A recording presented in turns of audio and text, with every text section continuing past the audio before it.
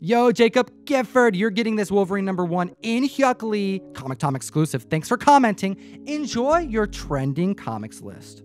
Comic fam, we're back. Another list of the hottest trending comics in the comic book market. Hit the subscribe button. We make this video every week, and I'm sitting at the table with a good friend, a comic book overstreet price guide advisor, Russ, the comic sensei. How you feeling? I am great, Tom. I wish I drank the coffee you had this morning. You have way more excitement than I do. But this is a very fun and exciting list. There's a lot of great stuff that we have been talking about for, and we're just going to jump right into it. At the list at number 10, we have TMNT, The Last Ronin, the preview, the ash can of a series that a lot of people are hyped about. Who is going to be the remaining TMNT in this future where his brothers are fallen? This book is seeing an uptick because we just got this pushed back for very interesting reasons. Well, we've been hearing that because of retailer outcry, I guess is the best way to put it, they didn't really like the interior art. So you get a preview and it's an ash can, and sometimes it shows you what the thing is supposed to look like. And there were enough people complaining that this isn't really indicative of what we want a TMNT book to look like. So the ash can is going to have different art than the final product, and they're pushing the release date of the final back even farther. Whoa, what a strange occurrence, and what a unique TMNT collectible. Pushing this book up again, 300% increase in copies sold, $30 average sale. We saw a $45 high recently. I'll remind the community, this was going for like 80 to 90 bucks just a month ago. All right, more time to spec on this book. I'm interested in it, almost as interested as number 9 on this list.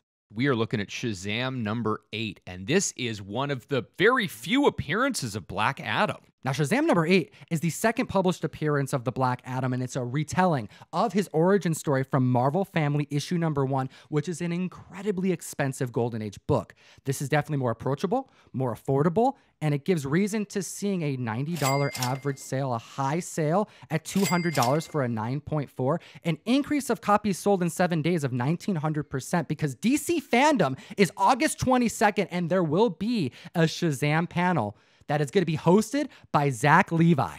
So we have to keep in mind that this is a 100-page square-bound book, so it's going to be super condition-sensitive, really tough to find, which explains why we have a CGC 9.4 at $200, but there is a raw that was described as a 9.6 that actually went for $300. That's interesting to see a raw go for so much higher, but a book like this that is pristine is going to command a premium. It makes sense why a buyer would take that risk because the payoff would be huge if it can hit that grade bump. All right, we're talking now about Shazam 28 because this is when Black Adam gets incorporated into the story, which marks his full second appearance. We're not done yet, though, because we have a fanzine we have to mention right here, right now. For those of you who want to go on a deep trawl, Alter Ego #7, published in 1964, actually contains stuff done by Roy Thomas a full 9 years before we're seeing Shazam #8. This is considered by some to be the first Silver Age appearance of Black Adam. 1964. That is so crazy. He's on the cover, but this is not official DC publishing. Nope. So this doesn't count. So keep looking. It's a cool book, but I don't think the spec is here. No. All right, number 8 on the list, we have Thanos issue #16. Well, for those of you that know this book, Thanos 16 is the origin of Cosmic Ghost Rider, but it is also the first appearance of the follow-on, also known as Silver Surfer Black. And since there's been some tidbits leaking out about the Marvel Space Age, we might be seeing him. That's right. He makes an appearance in the most recent issue of Thor #6. And let me read you this very interesting direction that Marvel is heading for their events. The solicitation for Empire Aftermath Avengers #1 reads as followed. It says here that at the end of Empire begins a new age for the Marvel Universe. In the aftermath of the cosmic conflict, the forces gather one last time, but why and at whose bidding? There's going to be new deities bringing new dangers and new enemies. Welcome to the new Marvel Space Age. True believer, hope you survive the experience. So naturally, people are putting money behind cosmic characters. Thor is popping, Cosmic Ghost Rider, and naturally Silver Surfer, the Fallen One. So it's great that they're doing another event-style thing, but keep in mind that we had Annihilation last year, and that didn't pop, didn't do anything. So a lot of people are chasing spec on some of these books. Silver Surfer Black, obviously, Donny Cates feels like using him more often, so we are going to see him again, but be a little careful on what you're buying for this. 344% increase in copies sold. Average sales of this book is right around $20, and we have a 9.8 hitting $140. We're also seeing Signature Series 9.8 go for about $170. So if you are mailing books in to get them signed at a private signing because Donnie's not doing shows anymore, the bump's about $30. And since we're chatting about Donny Cates, let's chat with the community about what I think is going to be the most legendary variant from this very run.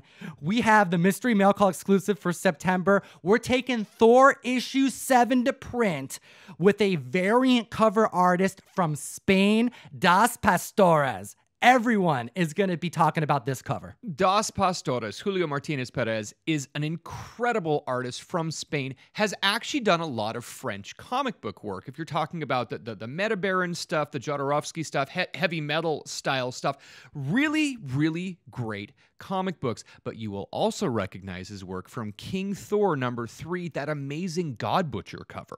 That's right. We haven't seen him touch Thor since Jason Aaron's run like last year. But here's the thing. We are going fine art with this cover. This thing is gorgeous. The longer I look at it, the more I love it. I have been following him over on Instagram, and it's incredible the amount of actual fine art stuff that he does. So it's great to see him come and do some work for us over with Marvel. Numero 7 on the list, courtesy of Donny Cates, blowing up the internet. I have to tell you that this is a spoiler, but if you are on social media, even a poquito, you're going to already know what's going on. We got Thor 6 blowing people's minds, causing New Avengers issue number 10, the first appearance of Thane, Thanos' son, causing Spec to go wild. So the Infinity Run was great. There were a bunch of great Infinity crossovers that happened in New Avengers, like the first full appearance of the Black Order, Thanos' team, but in number 10, we get to see his son, Thane, who many are speculating is showing up in Thor number 6. We have an increase of copies sold of 650%. We have $20 average sales for this book and a high at 9.8 of $200. Now, if you go to eBay and check the sold listings tab, you're going to see a $400 sale at 9.8, but I cannot verify this price. But it could be exceeding 200 at least. Number 6 on the list, we have Captain Marvel, The End, number 1, the Peach Momoko variant. Now, if you follow Kelly Thompson over on Twitter, someone asked her if there was something that you should be reading before you get into the new Captain Marvel run. And she pointed specifically to this book. Now, there was a solicitation about this book that said the child of blank and blank will be causing Captain Marvel some havoc. Yeah, they redacted it. They don't want people knowing. Maybe the synopsis spoiled a little too much. Well, that's enough to start the rumor mill going. This book is up 450% since last week, $20 average sales, and a high sale at $100 for a 9.8. If people are going to start speccing on an issue 1 and there's a Peach Momoko variant, it makes sense that this would be the book. Let me read you what the solicitation said. It said here, the future is here, the child of Redacted, and Redacted makes Carol Danvers' life a living hell. I want to remind everybody, back when we were checking out History of Marvel Universe number 6, we saw this like 2-page spread that at the time we knew was special, but now we're seeing was kind of foreshadowing 2020 and various events. Let me kind of walk you through some of the key things to notice on this page. What's this at the very top? The interstellar reign of the half-breed. Sounds a lot like Empire and what's going on right now. And what's this directly below that? The King in Black. That's Null. We knew the King in Black is coming this year, but we didn't find that out until like a couple months ago. Right. And again, foreshadowing. Even at the very bottom, you hear a fate that is not too great for Mephisto. And we know solicitations are teasing the potential demise of that character in October. And then what's this? The tragic fate of Luke Cage and Jessica Jones' second child. And if we were to replace those redacted sections of that solicitation, I think it would actually read as followed. The future is here, the child of Luke Cage and Jessica Jones makes Carol Danvers' life a living hell. Spec makes sense. Definitely, Tom. You know, sometimes these books are driven by an artist or a story, and sometimes they're just absolutely driven by print run. Ooh, at number 5, we have God Country #1, the blue cover third print variant. Key Collector has been doing something really cool. As a solid to the community, has been going through different print counts of potential comics that have spec worthiness. This third print had a low print count of 4,500. And when this was added to the spec deck and collectors considered that information coupled with how much spec has been behind this particular issue, $20 average sales, but we're already seeing a high at 80, and the 9/8s are being listed at above $300 right now. You also have to keep in mind that there are God Country variants that came in the image blind box. So there's a color one, a black and white one, there's a sketch one. I mean, these are super rare. The print counts are very, very low. And just on another side note, Donny Cates also wrote a fantastic book called Baby Teeth that no one's talking about. I loved that book, and I'm super excited to get some motion behind that one because that book needs some love. To get access to the spec deck, to be up on what's popping in the market, also to be up on your key alerts, which is how you can get updates on all of these franchises. There's a lot of them. You would know that God Country has been on the minds of collectors since 2018, since Donny Cates has been teasing information about the script getting purchased, you know, that he was writing, and that it's actually got a lot of good news behind it. Keep an eye out for this run and use that code TOM101 to unlock one free week of Key Collector Comics, the best comic book app that exists on the market. It'll unlock all of these things we're chatting about, and you help support the show. Number 4 on the list, Herogasm #1. Now, this is a mini-series in the Boys universe. We haven't even had season 2 released, and we're already talking about a character that's showing up in season 3. Jensen Ackles from Supernatural fame is confirmed to be playing this character. Dude, I've been watching Supernatural kind of coincidentally for the last 2 weeks. I'm on season 2 again. Monster of the Week vibe that I missed from like over a decade ago. And boom, now that Supernatural's ending, we know where Jensen Ackles is going to be going. It's great because the character Soldier Boy, I think he'll be a really fitting character. It's going to be fun to see him going from like this badass supernatural like demon hunter to a Captain America parody. Post-World War II, the poster boy of what superheroes are to America, but it's all a sham. It's going to be killer. And where is this book going? Because not a lot of people were specking on it. 600% increase in sales since last week. $30 average sale. We're looking at a 9.6 for 114. I expect higher grade copies to start to surface because people are now sending their copies in to get graded. At number 3, we have a book that I think is moving up in the market because of the accompanying key value behind a first appearance. We have Totally Awesome Hulk, issue #1, the first appearance of Amadeus Cho as the Hulk, coming in, causing a ruckus. So his first appearance, Amazing Fantasy 15 from 2006, has been moving at an incredible speed. This new generation of diverse heroes is really putting a bunch of these characters on the map, and Amadeus Cho is absolutely no exception. 1,700% increase this last week. $15 raw, $80 for a 9.8. People I know love Amadeus Cho as a character. There's a bunch of the guys from our shop that are really, really fans of having a Korean Hulk.